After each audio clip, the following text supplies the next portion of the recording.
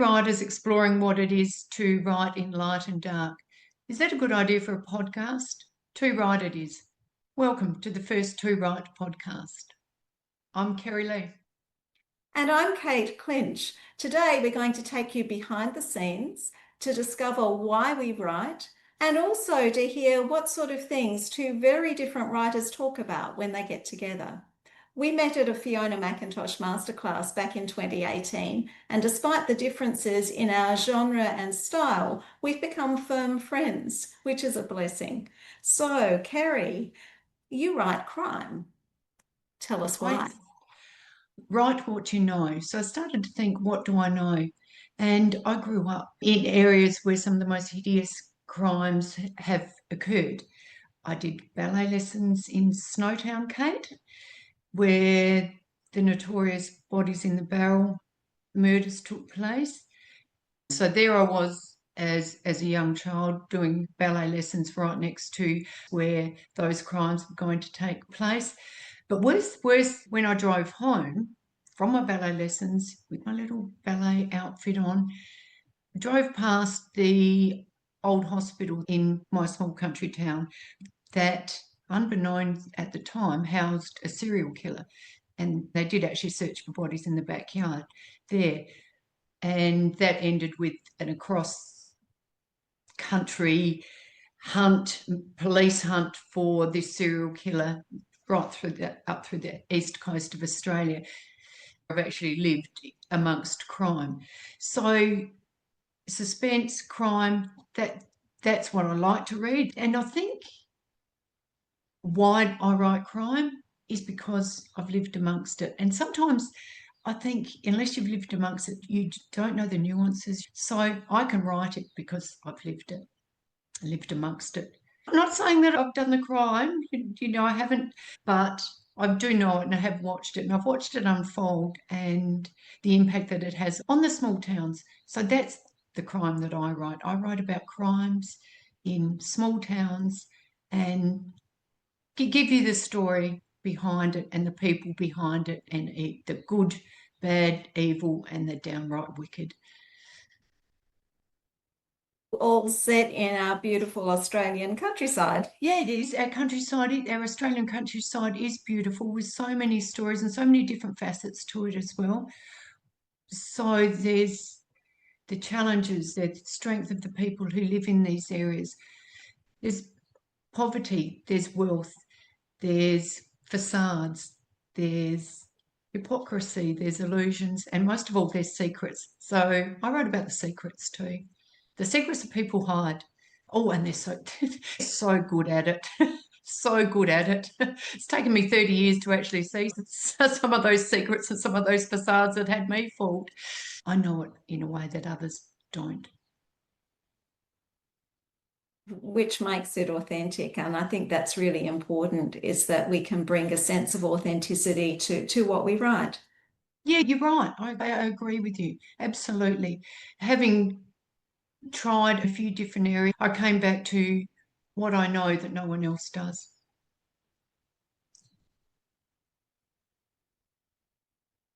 And Kate, tell me, what do you write and why?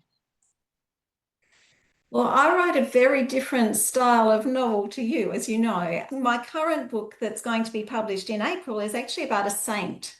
So we're chalk and cheese. We are saints and sinners, really, Kate, aren't we? And yeah, I'll leave it to anyone to work out who's the saint and who's the sinner amongst us.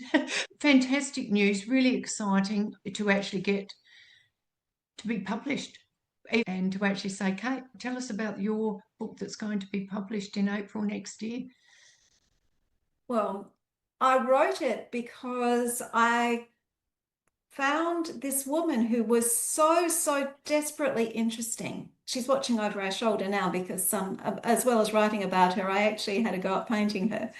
And her name is Eileen O'Connor, and she was born in Australia in 1892 and contracted tuberculosis and had so many adverse illness-related problems in her life, was partially paralysed and bedbound. And yet this woman is currently being investigated as a saint because while she was paralyzed and bedbound, she founded an organization of nurses to look after the sick poor in the slums of Sydney at no charge.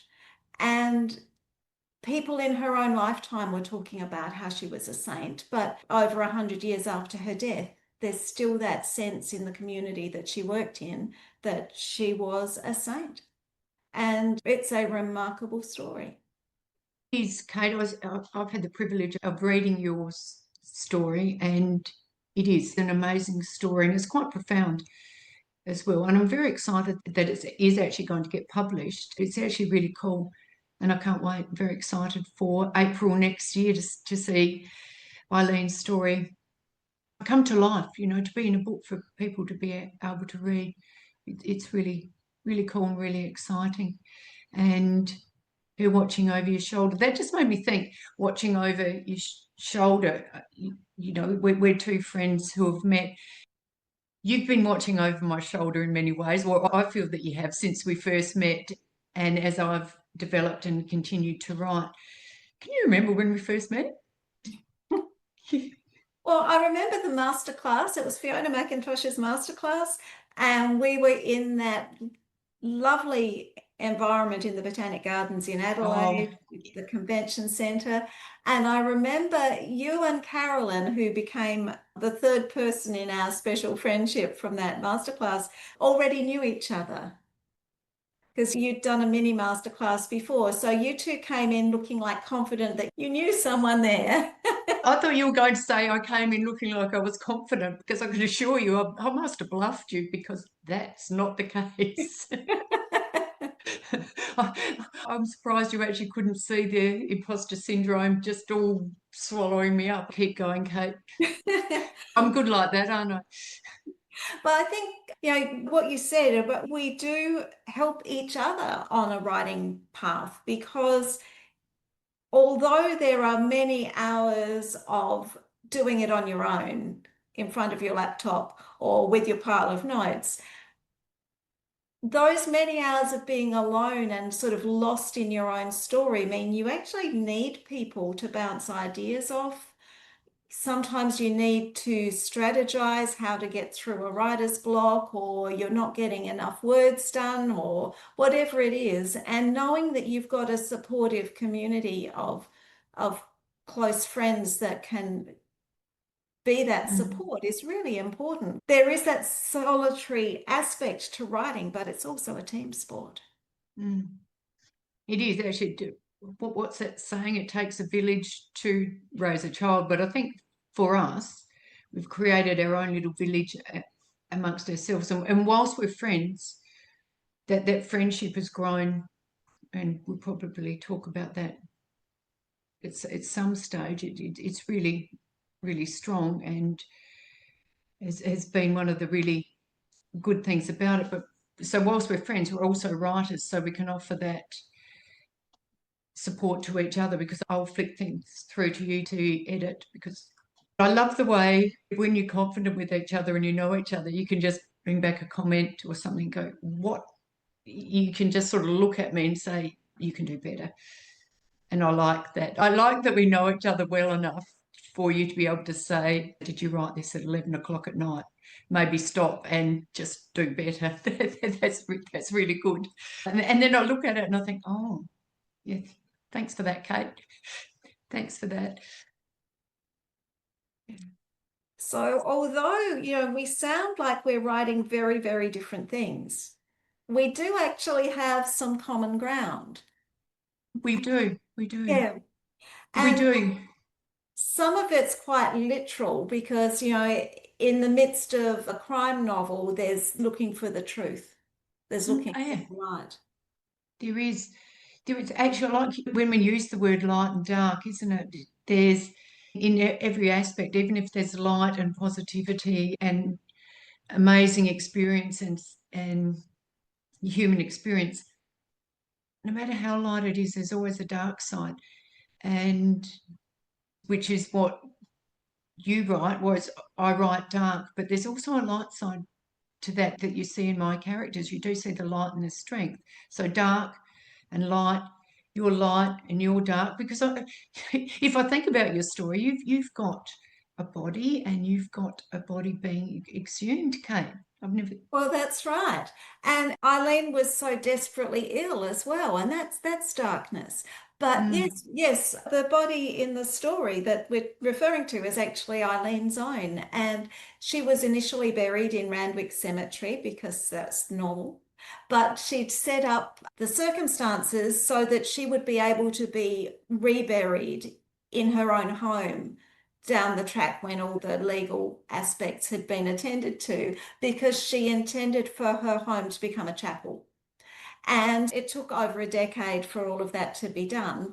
And then the nurses were able to have her exhumed, and the undertaker didn't want to do it, but did. And the other thing he really didn't want to do was the nurses wanted the coffin opened because they wanted to get a little relic. And the undertaker was quite opposed to that, but did it because they were quite insistent. And when they opened the coffin, Eileen was intact. So it's called being incorrupt. Her body had not decomposed. And one of the nurses that had known her looked at her and said, "The little darling is perfect," which is a sign of sainthood, incidentally. But the undertaker later reported that he'd been rather scared. as you would be, as you would be. My yeah, my bodies are corrupt, but actually interesting that they tell stories. Yes, so when I've also got a body that's exhumed and it tells a story, so a different story. There's no lightness or saints, but yeah, so that's interesting, isn't it? That even in death you can still tell stories. Yeah. Yeah. And yes, every life has light and darkness. It's very easy for us to just simplify things and say, "Oh, that's dark and he's dark and they're light and I'm light because I'm," but it's not true. We're all everything. Yeah. We're, we're all everything. And ultimately, it's death that unifies us and brings all of our stories to some kind of close. Yes, yeah. Really, isn't it? If you're going to write about the human experience and you, that comes to the fore, it's part of it and it's carried through both of our stories, even though they're so different. Have you had any experiences like that? Where you might have been looking at something or something to do with your book where it's actually taken you into a real life experience? I have actually, Kerry. When I was researching the novel, one of the things I did was I travelled to Sydney to specifically go to the places where Eileen had grown up, because she moved to Sydney when she was about 10, to Surrey Hills, which was kind of on the fringe of the Sydney city at the time. So that was a poorer area, lots of working class people, factory workers, but also prostitution and gangs and meth drinkers and so those kind of challenges. And I was walking around Surrey Hills and just happened to run into three people that were also walking around Surrey Hills, and they were a brother and a sister-in-law, and they were returning to the place that they had grown up. They were quite elderly.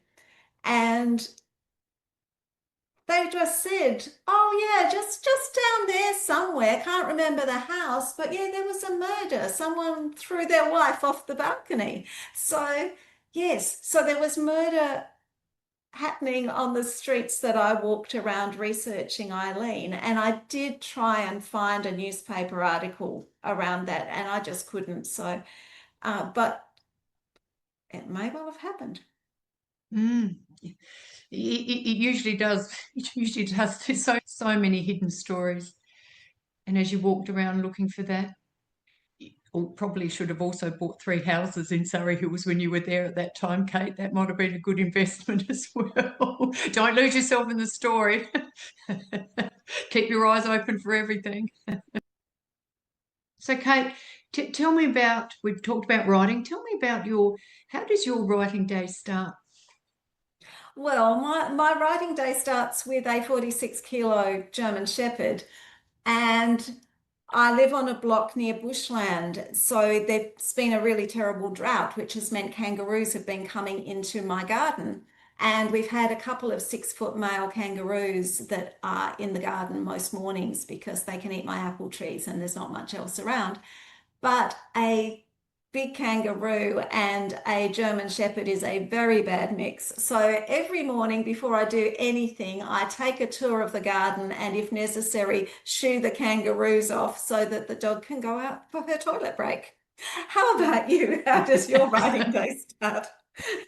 Well, I start my day every morning by stepping outside my century-old farmhouse and looking at the sunrise. Because from where I live, I'm really lucky, and you can see it in all its magnificence. There's no building in sight, there's nothing around me. All I get is to see the sunrise coming in the morning. I'm very lucky. The majestic nature of a sunrise, it's very inspiring and can give you inspiration for the day and really set a good tone for my writing. Then I walk back inside my farmhouse with the sunrise still there, close the doors and make sure I've got it locked, all of my locks on, because I've lived here long enough to know what can happen. Well, we have different starts to our days, but they both involve the outside. They do, don't we? Look, it's been great to chat, Kate. I think we've touched on some of the things that bring us together, some of our differences, the dark and the light. Next time, let's chat about that some more. Sure, great. See you next time. Sounds good.